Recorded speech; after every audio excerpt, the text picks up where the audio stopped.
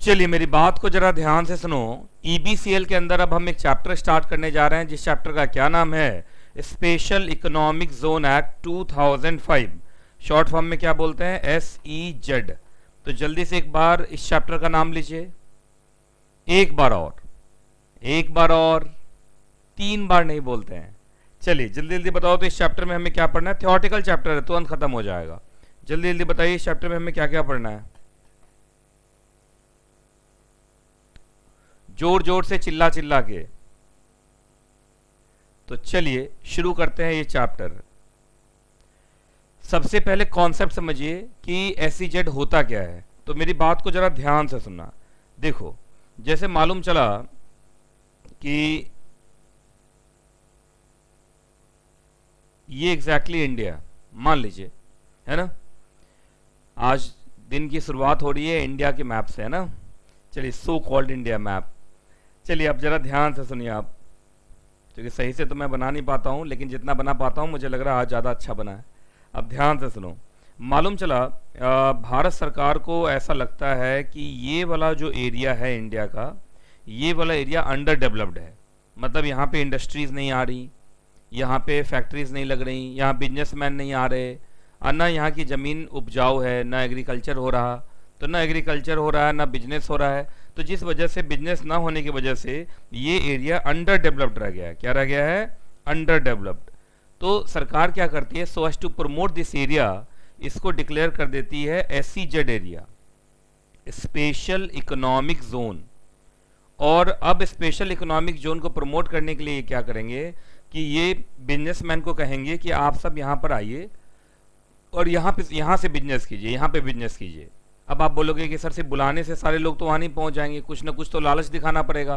तो लालच है कि आप SEZ एरिया में अगर एग्जैक्टली बिजनेस करेंगे तो यहाँ पे टैक्सेस हो जाएंगे 0%, 0% टैक्स। अब बोलोगे सर, इस एरिया में अगर बिजनेस करेंगे तो यहाँ 0% टैक्स होगा, तो इसका मतलब जितने भी भारत में टैक्सेशन लॉज होंगे सबके अंदर चेंज करना पड़ेगा और सबके अंदर एक्सेप्शन क्रिएट करना पड़ेगा कि SEZ पे टैक्स का रेट 0 होगा, टैक्स का रेट 0 होगा। ये बड़ा लंबा चौड़ा चक्कर हो जाएगा। तो इन्होंने क्या किया, SEZ एरिया को डिक्लेयर कर देते हैं फॉरेन टेरिटरी। क्या डिक्लेयर कर देते हैं? Foreign territory. लेकिन foreign territory only for the purpose of trade and taxes. मतलब ऐसा थोड़ी है कि अगर फॉरेन टेरिटरी आप डिक्लेयर कर दोगे इसको तो ये तो देश से बाहर हो जाएगा। यहाँ पे जोग्राफिकली नहीं, for the purpose of trade and taxes only सरकार इस एरिया को क्या डिक्लेयर कर देती है? Foreign territory, only for taxation purpose, only for trade purpose. क्योंकि जोग्राफिकली अगर आप इसको फॉरेन टेरिटरी डिक्लेयर कर देंगे तो देश से बाहर चला जाएगा। यहाँ देश एक एक इंच के लिए लड़ाइयाँ लड़ रहा है, आपको लगता है कि 1 इंच ज़मीन भी कोई किसी को देने वाला है? तो ये जो एग्जैक्टली SEZ एरिया है, ये फॉरेन टेरिटरी डिक्लेयर किया जाता है only for trade and taxes and not for geographical purpose. अब देखिए इसमें क्या है, जहां आप इसको फॉरेन टेरिटरी डिक्लेयर करेंगे, अब यहाँ से अब बाकी एरिया आपका हो जाएगा डोमेस्टिक टैरिफ एरिया। मतलब सेज को छोड़ के जो बच जाता है उसको क्या बोलते हैं? Domestic tariff area. अब जरा ध्यान से सुनिए, अगर डोमेस्टिक टैरिफ एरिया से कोई भी गुड्स और सर्विसेज SEZ एरिया में गया तो माना जाएगा जैसे कि वो एक्सपोर्ट हो गया। इसको बोलते हैं डीम्ड एक्सपोर्ट। क्या बोलते हैं? Deemed export, deemed export. और अगर SEZ एरिया से DTA में कुछ आया तो उसको बोलते हैं deemed import, deemed import. Deemed word क्यों बार बार बोलते हैं? क्योंकि सच में तो ऐसा नहीं हुआ है, सच में तो वो इंडिया से बाहर नहीं है, लेकिन for the purpose of trade and tariff, for the purpose of trade and tariff SEZ area को आपने क्या डिक्लेयर कर दिया? Foreign territory. तो सीधी सी बात है, अगर domestic tariff area, domestic tariff area का मतलब वो पार्ट जिस पर भारत का डोमेस्टिक कानून लग रहा है, डोमेस्टिक ट्रेड एंड टैरिफ से जुड़े हुए कानून लग रहे हैं। तो देखिए, डोमेस्टिक का मतलब लोकल। अब डोमेस्टिक टैरिफ एरिया से कोई भी चीज़ फॉरेन टेरिटरी में जाता है, देश से बाहर जाता है, तो हम उसको क्या बोलते हैं? एक्सपोर्ट ही बोलते हैं ना। तो डोमेस्टिक टैरिफ एरिया से कोई भी चीज़ आएगा SEZ में, that will be deemed as export. और डोमेस्टिक टैरिफ एरिया से कोई भी चीज़ यहाँ पे इंडिया में आएगा, इंडिया का मतलब डोमेस्टिक टैरिफ एरिया में आएगा, ऐसा तो है इंडिया में ही, लेकिन SEZ एरिया से कुछ भी डोमेस्टिक टैरिफ एरिया में आएगा तो that will be deemed as import. अब देखिए, एक्सपोर्ट होते ही आप जानते हैं कि एक्सपोर्ट्स जनरली टैक्स न्यूट्रल होता है, वहाँ पर टैक्स लगता नहीं है जनरली।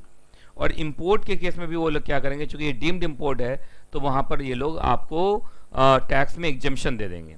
तो देखो एक्सपोर्ट में एग्जेम्पशन अलग से देने की जरूरत नहीं, डीम्ड एक्सपोर्ट बोलते ही वहाँ से टैक्स खत्म हो जाएगा। और इंपोर्ट में भी बस वो क्या करेंगे, जगह जगह जैसे जीएसटी के अंदर, इनकम टैक्स एक्ट के अंदर ये बोल देंगे कि एसईजेड से अगर इंपोर्ट हो रहा है तो वो टैक्स न्यूट्रल होगा, या कोई टैक्स अगर चला भी गया तो उस टैक्स का रिफंड हो जाएगा। तो इसका मतलब अगर आप देखेंगे तो this area becomes the 0% tax area.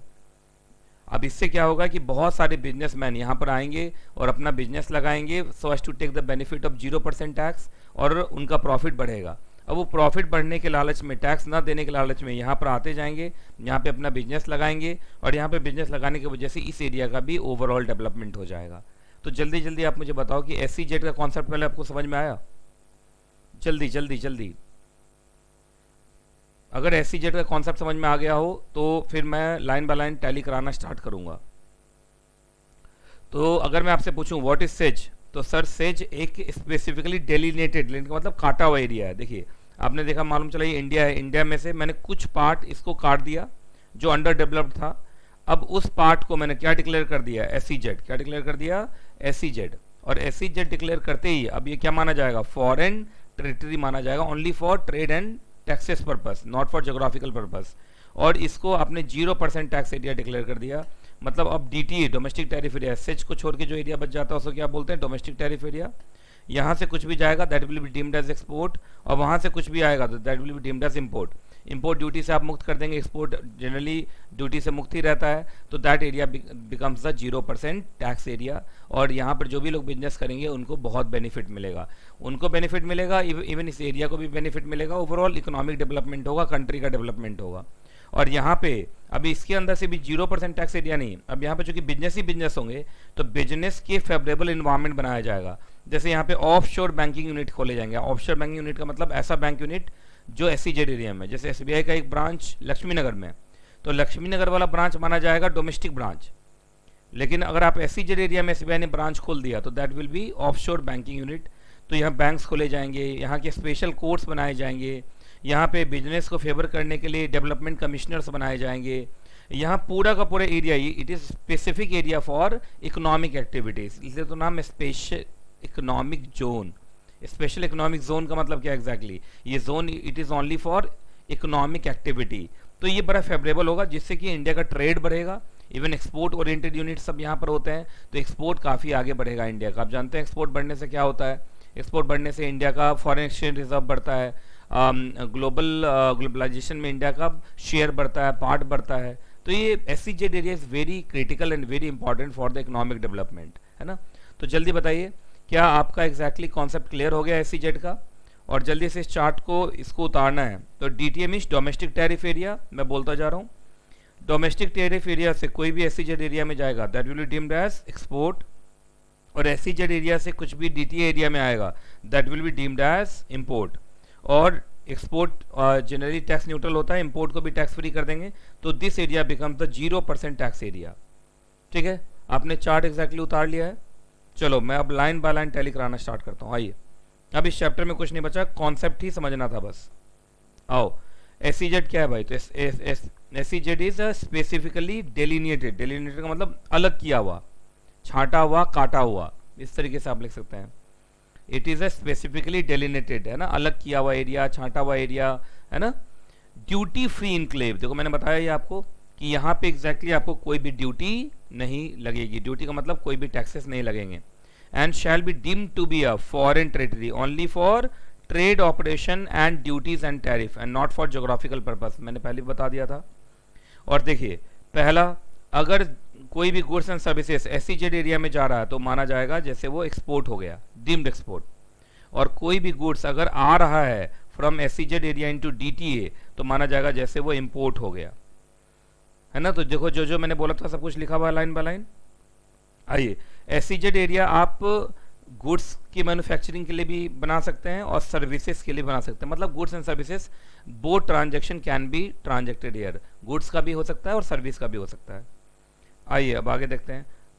अब एसईजेड एरिया ऐसे तो सरकार के डायरेक्शन पे होगा, पर SEZ area can be developed in a public, private, joint sector और बाय स्टेट गवर्नमेंट और इट्स एजेंसीज।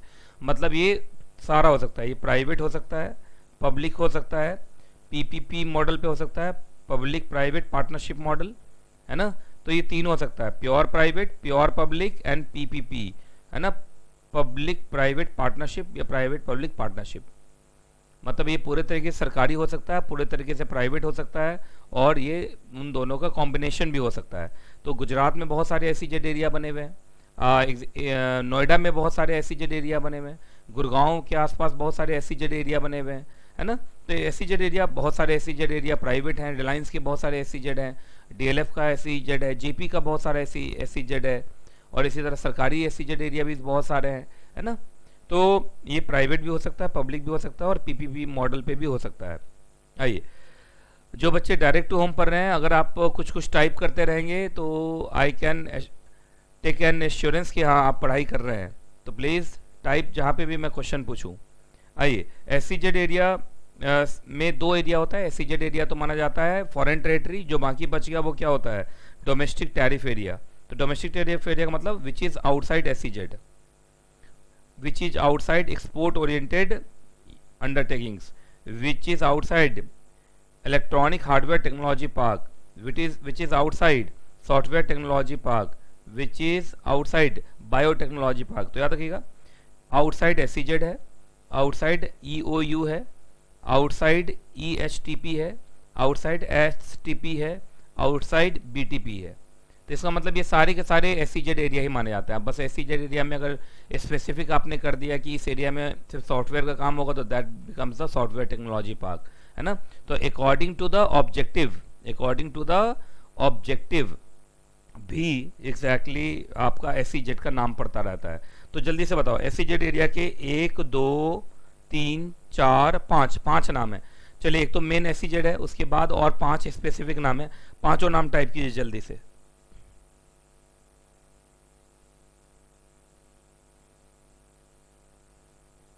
जल्दी जल्दी जल्दी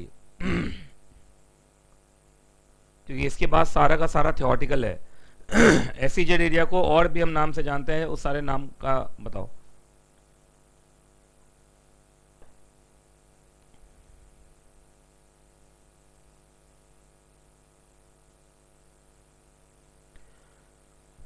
चलिए, अब एसीजेड का क्या ऑब्जेक्टिव है भाई। तो सबसे पहले जितने भी गुड्स एंड सर्विसेज हैं यहाँ पे क्या रहेंगे, फ्री ऑफ टैक्सेस।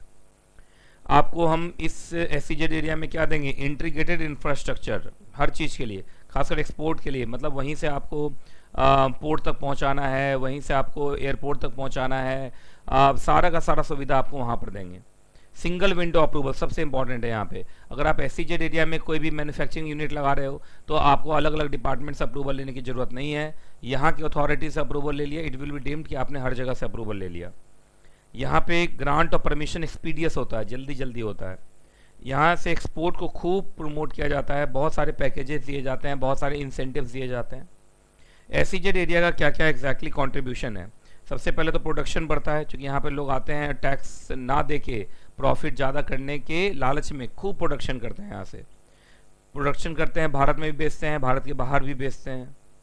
और सबसे बड़ी बात है, जहाँ जितना ज़्यादा प्रोडक्शन होगा उतना ही ज़्यादा एम्प्लॉयमेंट जनरेशन होगा, आपको मालूम है। चलिए, एसीजेड एक्ट का सेलिएंट फीचर। एसीजेड एक्ट किन किन चीज़ों से डील करता है। सबसे पहले तो एसीजेड इस्टेब्लिशमेंट कैसे होगा उसको डील करता है। उसके बाद जो डेवलपर्स होंगे एसीजेड एरिया के, उनका फिजिकल मीन्स मॉनेटरी रिजीम बना के देगा। Offshore banking unit, offshore banking unit का मतलब branch of a bank, branch of a bank, जैसे एसबीआई का branch which is located in SEZ. SEZ area में अगर कोई भी बैंक अपना ब्रांच खोलेगा तो that branch will be termed as offshore. Offshore का मतलब भारत के बाहर। आपको मालूम है एसीजेड एरिया फॉरेन टेरिटरी माना जाता है, डीम्ड फॉरेन टेरिटरी। तो वहाँ पे कोई भी ब्रांच खुलेगा that will be the offshore banking unit. और भी है IFSC, international financial service centre. तो ये सारे के बारे में बताया जाता है। उसके बाद एसीजेड एरिया के, हर एसीजेड एरिया का एक अथॉरिटी बनेगा, जो कौन बनाएगा एग्जैक्टली, सेंट्रल गवर्नमेंट। अभी हम पढ़ेंगे उसके बारे में। स्पेशल कोर्ट्स बनाए जाएंगे, सिंगल एनफोर्समेंट एजेंसीज बनाई जाएंगी। तो ये सारी चीज़ें कहाँ लिखी गई हैं, आपका एसीजेड एक्ट के अंदर लिखी गई हैं। अब हम लाइन बाय लाइन पढ़ना स्टार्ट करते हैं।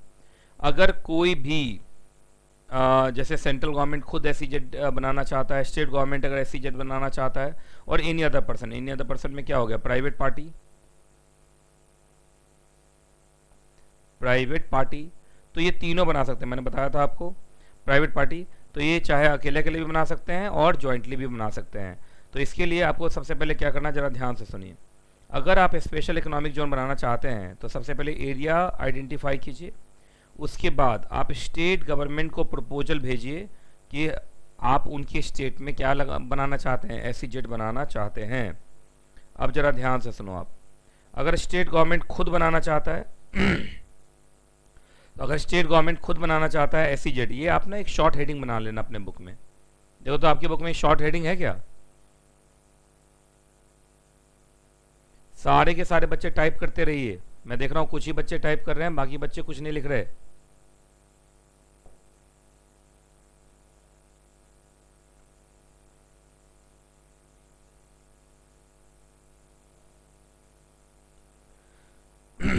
ये वाला शॉर्ट हेडिंग है आपके पास? अगर नहीं है तो शॉर्ट हेडिंग बनाते रहना। ये मैं न्यू अपडेटेड नोट से पढ़ा रहा हूँ, इस वजह से मैंने बहुत कुछ इसमें चेंज भी किया है हल्का हल्का।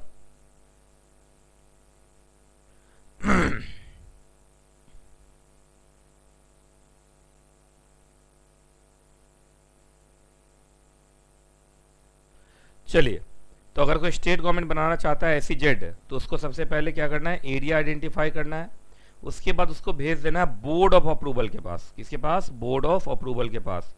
अब बोर्ड ऑफ अप्रूवल अगर अप्रूवल देगा, उसके बाद बोर्ड ऑफ अप्रूवल कौन है भी हम पढ़ेंगे, सब नीचे अथॉरिटी का नाम आएगा, चिंता नहीं करना।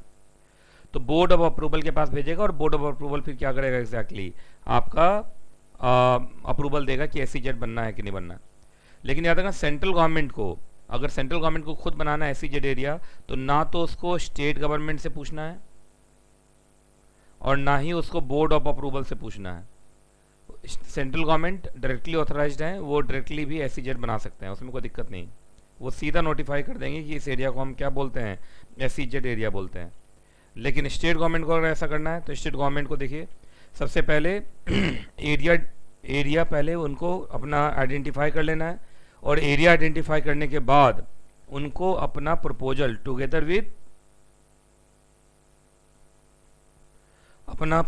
टुगेदर विथ रिकमेंडेशन किसको भेजना है, बोर्ड ऑफ अप्रूवल को भेजना है। बोर्ड ऑफ अप्रूवल को अगर लगता है कि सब कुछ सही है तो वो अप्रूव कर देगा प्रपोजल को, लेकिन अगर उसको लगता है कि कुछ और चीज़ें होनी चाहिए तो अप्रूव करेगा फिर भी, बट सब्जेक्ट टू सर्च टर्म्स एंड कंडीशन। इसका मतलब देखा जाए तो जनरली वो रिजेक्ट नहीं करेगा, लेकिन अगर बहुत ज़्यादा बुरा है तो उसमें फिर से कोशिश करेगा कि मॉडिफाई कर दें। लास्ट होगा कि वो क्या कर देगा, रिजेक्ट कर देगा। क्या कर देगा? रिजेक्ट। तो इसका मतलब जब भी SEZ एरिया चूंकि इकोनॉमिक डेवलपमेंट के लिए बहुत ज़रूरी है, तो जनरली वो स्टेट गवर्नमेंट के प्रपोजल को रिजेक्ट नहीं करेगा। लेकिन अगर बहुत ही बुरा है, एकदम लग रहा है कि इस इकोनॉमिक डेवलपमेंट नहीं होगा, उल्टा बुरा ही होगा, तो वो रिजेक्ट भी कर सकता है प्रपोजल को, है ना। चलिए भाई, अब आ गए बोर्ड ऑफ अप्रूवल। तो बोर्ड ऑफ अप्रूवल कौन है, आइए देखते हैं। सबसे पहले बोर्ड ऑफ अप्रूवल को कौन बनाएगा, सेंट्रल गवर्नमेंट। ठीक है जी, बोर्ड ऑफ अप्रूवल इस एक्ट के आते ही 15 दिन के अंदर बन गया होगा। अब बोर्ड ऑफ अप्रूवल क्या काम है, सबसे पहले जितने भी SEZ हैं उसका सही ढंग से डेवलपमेंट हो, सही ढंग से प्रमोशन हो, यही उनका फंक्शन है। अब देखिए, power and function of board of approval, पहला यही अप्रूवल देंगे और रिजेक्ट करना होगा तो ये करेंगे, मतलब सारे प्रपोजल्स इन्हीं के पास आएंगे। उसके बाद ये SEZ एरिया में डेवलपर क्या क्या काम कर सकता है वो भी कौन बताएगा एग्जैक्टली, आपका बोर्ड ऑफ अप्रूवल। उसके बाद जो भी डेवलपर्स हैं या यूनिट्स हैं, अगर वो कोई फॉरेन कोलैबोरेशन करना चाहते हैं, फॉरेन डायरेक्ट इन्वेस्टमेंट लेना चाहते हैं, तो फेमा के अंदर का भी अप्रूवल वही देंगे। इसका मतलब आपको अलग से अप्रूवल लेने की जरूरत नहीं, मैंने बताया सिंगल विंडो अप्रूवल है। उसके बाद अगर इंफ्रास्ट्रक्चर फैसिलिटीज़ चाहिए आपको, तो उसका अप्रूवल या उसका रिजेक्शन भी यही करेंगे। उसके बाद लाइसेंस की बात आएगी, आपको याद होगा IDRA के अंदर कुछ चीज़ें इंडस्ट्रियल लाइसेंसिंग के अंदर आती थी, तो अगर आपको लाइसेंस चाहिए तो लाइसेंस भी आपको यहीं पे मिल जाएगा, बोर्ड ऑफ अप्रूवल ही दे देगा, उसके लिए अलग से IDRA में जाने की ज़रूरत नहीं है। उसके बाद लेटर ऑफ अप्रूवल जो मिल गया उसको वो सस्पेंड भी कर सकता है, जो भी अपील होंगे उसी के पास होगा, और सच अदर फंक्शंस जो उसको बताए जाएंगे। तो ये सारा काम किसका होगा, बोर्ड ऑफ अप्रूवल का होगा। अब आइए, SEZ के अंदर जो हर SEZ का एक डेवलपमेंट कमिश्नर होता है। क्या होता है, डेवलपमेंट कमिश्नर होता है। तो ये एडमिनिस्ट्रेटिव कंट्रोल इसके पास रहता है ना। तो याद रखिएगा, जितने भी SEZ एरिया के अंदर होंगे सबके सब जितने भी काम एसईजेड एरिया के अंदर होंगे, जितने भी फंक्शन होंगे, ऑपरेशन होंगे, सब डेवलपमेंट कमिश्नर्स के देख रेख में होंगे, है ना। और ज़्यादातर मैंने आपको बताया था एक्सपोर्ट है, इंपोर्ट है, आप जानते हैं जो एसईजेड एरिया के अंदर जो गया दैट इज़ डीम्ड एक्सपोर्ट, जो आया दैट इज़ डीम्ड इंपोर्ट। ये सब सेल्फ सर्टिफिकेशन प्रोसीजर से काम चल जाएगा, आपको अलग से बार बार किसी सरकारी ऑफिसर से उस पर स्टैंप लगवाने की ज़रूरत नहीं है। अब आइए डेवलपमेंट कमिश्नर कौन है। डेवलपमेंट कमिश्नर कौन अपॉइंट करेगा? Central government. Central government one और मोर एसईजेड एरिया के लिए, मतलब जनरली ये एसईजेड स्पेसिफिक होंगे। क्या होंगे? एसईजेड स्पेसिफिक, है ना। जैसे नोएडा एसईजेड का कोई और डेवलपमेंट कमिश्नर हो सकता है, और जो गुजरात के अंदर आपके एसईजेड एरिया बने हैं उसका कोई और डेवलपमेंट कमिश्नर हो सकता है। तो development commissioner is SEZ specific. अलग अलग एसईजेड एरिया के अलग अलग क्या मिलेंगे आपको? डेवलपमेंट कमिश्नर्स मिलेंगे। अगर डेवलपमेंट कमिश्नर अच्छा रहा तो वो एरिया अच्छे से डेवलप होगा, है ना।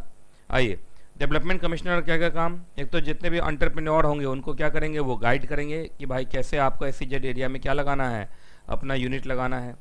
उसके बाद एक्सपोर्ट को ये प्रमोट करेंगे, सेंट्रल गवर्नमेंट के साथ प्रॉपर कोऑर्डिनेशन बना के रखेंगे, स्टेट गवर्नमेंट के साथ और भी जो सरकारी डिपार्टमेंट है उसके साथ प्रॉपर कोऑर्डिनेशन बना के रखेगा। क्योंकि देखिए जो एसईजेड के एरिया के अंदर यूनिट है उसको सिर्फ डेवलपमेंट कमिश्नर से मतलब है, लेकिन डेवलपमेंट कमिश्नर बाकी से क्या बनाएगा? कोऑर्डिनेशन बनाएगा। उसके बाद जितने भी डेवलपर्स होंगे, जितने भी यूनिट्स होंगे, उनके परफॉर्मेंस को मॉनिटर करता रहेगा। उसके बाद सच अदर फंक्शंस जो उसको सेंट्रल गवर्नमेंट बताएगा, और सच अदर फंक्शन जो उसको बोर्ड ऑफ अप्रूवल बताएगा। तो इसका मतलब बोर्ड ऑफ अप्रूवल से नीचे हुआ कौन? डेवलपमेंट कमिश्नर, ठीक है। चलिए भाई, अब आ रहा है एक अप्रूवल कमेटी। अब जरा ध्यान से सुनो, नाम से ऐसा लग रहा है कि ये जो बोर्ड ऑफ अप्रूवल है उसी के अंदर एक बनेगा अप्रूवल कमेटी, और अप्रूवल कमेटी भी कौन बनाएगा? Exactly central government. अब देखो यहाँ लिखा ना, हर एसईजेड एरिया के लिए क्या बनाया जाएगा? एक कमेटी। अब ध्यान से सुनते रहिएगा, इनका क्या क्या काम होगा। ये इंपोर्ट प्रोक्योरमेंट ऑफ गुड्स को क्या करेंगे? अप्रूव करेंगे, अगर आप डोमेस्टिक टैरिफ एरिया से ले जा रहे हैं तो। उसके बाद मतलब अगर आप एसईजेड एरिया से देखो तो डीटीए से जो गया उनके लिए तो इम्पोर्ट ही है। उसके बाद कौन सा सर्विस दिया जाएगा, कौन सा सर्विस नहीं दिया जाएगा। उसके बाद जो भी गुड्स और सर्विसेज हैं उसकी वेयर हाउसिंग कैसे होगी, ट्रेडिंग कैसे होगी, उसका मॉनिटरिंग करता रहेगा। उसके बाद ऐसी जो भी आप मैन्युफैक्चरिंग या सर्विस या वेयर हाउसिंग या ट्रेडिंग इन सब का प्रपोजल है सेटिंग अप का, तो उसको अप्रूव या रिजेक्ट करेगा, नाम ही इसका अप्रूवल कमेटी है। उसके बाद एफडीआई आना है, फॉरेन कोलैबोरेशंस होना है उसको अप्रूव करेगा। इसका मतलब बोर्ड ऑफ अप्रूवल के अंदर आपको अप्रूवल कमेटी हो सकती है अलग अलग एरिया के लिए। देखिए चूंकि इनका भी काम लगभग बोर्ड ऑफ अप्रूवल जैसा ही है, तो बोर्ड ऑफ अप्रूवल से नीचे हो गया क्या एग्जैक्टली? Approval committee. उसके बाद जितने भी कंडीशंस के थ्रू लेटर ऑफ अप्रूवल दिया गया है उस सबको सुपरवाइज करता रहेगा कि कंडीशंस को माना जा रहा है कि नहीं माना जा रहा है, और परफॉर्म सच अदर फंक्शन जो उसको कौन बताए? सेंट्रल गवर्नमेंट या स्टेट गवर्नमेंट बताए। तो ये सब थ्योरेटिकल पार्ट है। अब आइए कौन कौन से एग्जेम्पशंस इनको मिलते हैं। तो भाई देखो, दो ही टैक्स होते हैं, डायरेक्ट टैक्स और इनडायरेक्ट टैक्स। सबसे एग्जेम्प्ट कर दिया आपको, देखिए यहाँ लिख दिया इनकम टैक्स हो गया डायरेक्ट टैक्स, उससे आपको क्या मिल गया? Income tax exemption. उसके बाद कस्टम जीएसटी क्या हो गया आपका? आईडीटी हो गया। अदर इनडायरेक्ट टैक्सेस वो भी आईडीटी हो गया। सारे के सारे डीटी आईडीटी सबको मिला दो, सब जगह से आपको एग्जेम्पशन मिल जाएगा। इसका मतलब SEZ area becomes the duty free enclave, 0% tax area. तो आपको डायरेक्ट टैक्स और इनडायरेक्ट टैक्स हर जगह से क्या दे दिया है? आपको एग्जेम्पशन दे दिया है। अब सुनिए जरा ध्यान से, अभी तक आपने कौन कौन से अथॉरिटी के बारे में पढ़ा? आपने पढ़ा अभी तक बोर्ड ऑफ अप्रूवल के बारे में, डेवलपमेंट कमिश्नर के बारे में, अप्रूवल अथॉरिटी के बारे में। अब एक न्यू अथॉरिटी है, उसका नाम है एसईजेड अथॉरिटी। ये नई नई अथॉरिटी आई है अभी। तो सेक्शन 31 में कहा गया है कि सेंट्रल गवर्नमेंट को कॉन्स्टिट्यूट करना है एक अथॉरिटी फॉर एवरी एसईजेड। तो देखा जाए तो sir board of approval, development commissioner और जो अप्रूवल कमेटी थी वो भी तो पहले से चल ही रहे थे। तो जरा ध्यान से सुनिएगा, जो डेवलपमेंट कमिश्नर है उसी का काम कौन देखेगा? अब एसईजेड अथॉरिटी। तो देखो यहाँ पर लिखा हुआ है जितने भी एग्जिस्टिंग एसईजेड हैं जो पहले से इस्टेब्लिश थे, है ना, उन सबको कहा गया है कि वो अपने अपने यहाँ आप ये अथॉरिटी कितने महीने के अंदर? 6 मंथ के अंदर आपको अपॉइंट कर लेना है। तो ये अथॉरिटी का क्या काम है? देखो, तो कोई भी पर्सन, कोई भी अथॉरिटी, जैसे डेवलपमेंट कमिश्नर था, बोर्ड ऑफ अप्रूवल था, उसके बाद board of approval, approval committee, ये सब जितने लोग पहले से काम कर रहे थे वो करते रहेंगे जब तक कि अथॉरिटी न बन जाए। इसका सीधा सा मतलब है कि ये अथॉरिटी बनने के बाद सारा का सारा पावर किसके हाथ में आना है, SEZ अथॉरिटी के हाथ में आना है। अब ये जो अथॉरिटी बनेगी, चूंकि ये एक रेगुलेटर बनना है हर SEZ का, एक तरीके से आप इसको बोल सकते हैं SEZ रेगुलेटर, SEZ रेगुलेटर। तो इन लोगों ने क्या किया ना कि पहले बहुत सारे अथॉरिटीज से, तो इनको अब ये लोग चाह रहे हैं कि एक ही अथॉरिटी हो, दैट इज SEZ अथॉरिटी, और बस उसी से सारा का सारा काम हो। तो ये एक बॉडी कॉर्पोरेट होगा, perpetual cessation, common seal, separate legal entity, अपने नाम से मूवेबल इमूवेबल प्रॉपर्टी, जो सारे के सारे कॉसी जुडिशियल बॉडीज और बॉडी कॉर्पोरेट्स का होता है। और यहाँ पे एक लिखा हुआ है कि SEZ अथॉरिटीज़ का कोई भी एक्ट, कोई भी प्रोसीडिंग्स सिर्फ इसी वजह से इनवैलिडेट नहीं हो जाएगा कि मालूम चला वहाँ पे कोई जो लोग अपॉइंटेड थे SEZ अथॉरिटी के अंदर, जो उनका अपना बोर्ड ऑफ डायरेक्टर होगा, उनका अपना कंपोजिशन होगा, उसमें कोई वैकेंसी है या उसमें कोई डिफेक्ट है, या उनके अपॉइंटमेंट में कोई डिफेक्ट रहा है, या उनके प्रोसीजर में कोई इरेगुलरिटी रही है ना, बशर्ते उस इरेगुलरिटी इन प्रोसीजर से merit of the case affect नहीं होना चाहिए। तो अगर याद रखना ये तीन चीज़ें हुई भी हैं तो भी जो उनके एक्ट हुए हैं या प्रोसीडिंग्स हुए हैं वो फिर भी वैलिड रहेंगे, प्रोवाइडेड कि अदर और भी कॉन्ट्रावेंशंस ना हुए हों।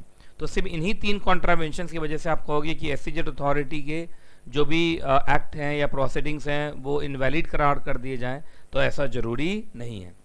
अब इस अथॉरिटी का फंक्शन देखो आप। सबसे पहला एक तो सबसे पहले इनको जनरल पावर दिया है कि उनको सच मेजर्स वो अंडरटेक कर सकता है जो उसको सही लगे for the purpose of development, operation and management of SEZ। बाकी यहाँ लिखा रेस्पेक्टिव SEZ, इसका मतलब हर SEZ एरिया का एक SEZ अथॉरिटी होगा। फिर भाई ये SEZ एरिया को के अंदर इंफ्रास्ट्रक्चर को क्या करेंगे, डेवलप करेंगे, एक्सपोर्ट को प्रमोट करेंगे, जो भी SEZ एरिया का परफॉर्मेंस या फंक्शन हो रहा है उसको रिव्यू करते रहेंगे। अच्छा, जो भी लोग यहाँ पर जो SEZ एरिया की प्रॉपर्टी, SEZ अथॉरिटी की बहुत सारी प्रॉपर्टीज़ होंगी जो कॉमन प्रॉपर्टीज़ होंगे जो SEZ के अंदर के लोग इस्तेमाल करेंगे, तो उससे वो रेंट लेंगे, फीस लेंगे, सर्विस चार्ज लेंगे, यूज़र चार्ज लेंगे। अब जैसे SEZ अथॉरिटी ने एक बहुत बड़ा हॉल बना दिया और उस हॉल का इस्तेमाल सारे लोग कर रहे हैं, वेयर हाउस बना दिया SEZ अथॉरिटी ने, उसका इस्तेमाल सारे लोग कर रहे हैं, तो उन सबसे रेंट वसूलेंगे वो, और सच अदर फंक्शन जो उसको बताए जाएंगे। तो इसका सीधा सा मतलब है कि आने वाले समय में SEZ का पूरा कंट्रोल किसके हाथ में रहना है, SEZ अथॉरिटी के हाथ में ही रहना है। अब धीरे धीरे SEZ अथॉरिटीज़ काफ़ी बन चुके हैं और फिर development commissioner, board of approval committee, इनका रोल धीरे धीरे ख़त्म होता जाएगा और SEZ अथॉरिटी ही पूरा का पूरा डेवलप रेगुलेट करेगा किसको, SEZ को। तो ये एक थ्योरेटिकल चैप्टर था जो मैंने ख़त्म करा दिया। अगर आप देखेंगे तो ये चैप्टर अब ख़त्म हो चुका है। तो ये छोटा सा चैप्टर था जो मैंने आपको ख़त्म करा दिया।